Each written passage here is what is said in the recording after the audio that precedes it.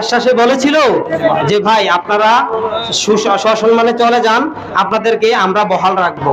যেই নীতিমালা করি ওই নীতিমালায় আপনাদেরকে বহাল রেখে আমরা একটা নীতিমালা তৈরি করব, এই কথা বলছে। এই কথা পরিশেষে আরেকটা কথা বলে গেছে যে যদি আমরা বহাল না রাখি তাহলে আপনারা সচিবালয় ঘেরাও করেন, প্রেস ক্লাবের সামনে আপনারা প্রোগ্রাম করেন, যেটাই করেন আমি আপনাদের সাথে কোনো বাধা দেব না আপনাদেরকে। এখন ওনার আশ্বাস কিন্তু শেষ, আমাদের এখন শেষ ভরসা মাননীয় প্রধানমন্ত্রী।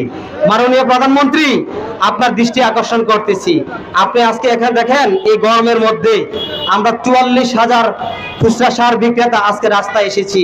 আমরা থাকার কথা ছিল দোকানে, ব্যবসা করার কথা ছিল দোকানে, কিন্তু আজকে আমরা রাস্তায়। তার কারণ কি? আমরা কি কোনো রাজনীতির শিকার হয়েছি? আমরা তো এখানে রাজনীতি ইস্যু নিয়ে দাঁড়াই না, আমরা এখানে দাঁড়িয়েছি আমাদের ন্যায্য অধিকারের জন্য। আমাদের দাবি একটাই, আপনি যে নীতিমালা তৈরি করেন কোনো সমস্যা নাই, ওই নীতিমালা আমাদেরকে অন্তর্ভুক্ত করেন। আপনি কাদেরকে প্রাধান্য দিচ্ছেন? যারা বিসিআইসি ডিলার তারা 2 লক্ষ টাকা জামানত দিয়েছে প্রত্যেক ইউনিয়নে। আমরা প্রত্যেক ইউনিয়নে 9টি সাব ডিলার আছি, 9টা সাব ডিলার 30,000 টাকা করে 3 নং 27, 2,70,000 টাকা আমরা জামানত দিয়েছি। তাহলে আপনাদের জামানত কে বেশি দিয়েছে?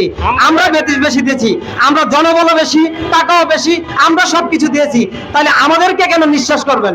আমাদের কি অধিকার নাই এখানে বাঁচার জন্য? আমরা কি এদেশে রোহিঙ্গা হয়ে আসছি? আমরা তো এদেশের নাগরিক। আপনি আসেন, বিএডিসি ডিলারের কথা বলছেন, বিএডিসি ডিলার তারা 25,000 টাকা দিয়ে তারা যদি বিসিআইসি সমমর্যাদা পায়, তাহলে আমরা কেন পাচ্ছি না? আমরা তো বিসিআইসির কাছে জিম্বি। আপনি দেখেন কার ব্যাপারে কিরকম কৃষি অফিসে রেকর্ড আছে, লাল কালি কতগুলো খেয়েছে বিসিআইসি, আর খুচরা সাব ডিলার কারা করেছে। অন্যায় যদি আমার বাবাই করে শাস্তি আমার বাবাই পাবে, আমি তো শাস্তি ভোগ করবো না। অন্যায় যদি করে থাকে বিসিআইসি করেছে, আমরা তো কোনো অন্যায় করি না।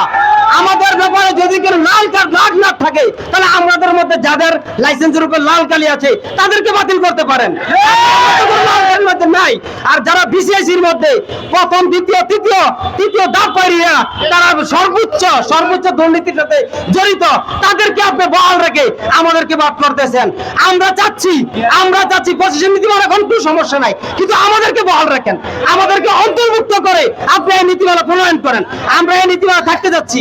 যেমন কারণ না বিসিআইসি এখন আমাদের উপর দোষারোপ করছে, তারা তো ডিম বিক্রি করে দেয় আমাদেরকে সার না দিয়ে। আমরা কি ঠিক মতো সার পাচ্ছি? আমরা তো সার পাই না। তাহলে আমরা কেন করবো? আমরা এই ড্রাইভার কেন আমরা নেবো? সম্মানিত খুচরা সার বিক্রেতা ভাইয়েরা, আপনারা অনেক দূর দূরান্ত থেকে আসছেন, আমরা এখানে আসছি।